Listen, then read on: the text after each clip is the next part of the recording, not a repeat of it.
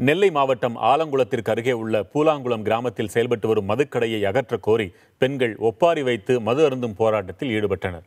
நெடுஞ்சாலை ஓரங்களில் இருந்த மதுக்கடைகள் அகற்றப்பட்டிருக்கும் நிலையில் பூலாங்குளம் நெல்லையப்பபுரம் பள்ளிக்கருகே உள்ள மதுக்கடையில் கூட்டம் குவிந்து வருகிறது.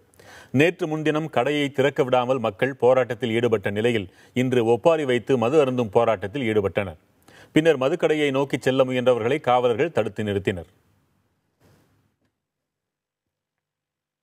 பஞ்சாயத்துக்கு கோட்டை கடை தேவையில்லை. எங்களுக்கு நெல்லையபுரம் பள்ளிக்கூடத்துக்கு போகணும். பிள்ளைய அடுத்தது குடி தண்ணிக்கு போகணும். பாத்ரூம் இல்லாத ஆளுக்கு அதுல ஒழுங்க போகணும். எங்களுக்கு மதுக்கடை தேவையில்லை. கோட்டை கடை இருக்கிறதுனால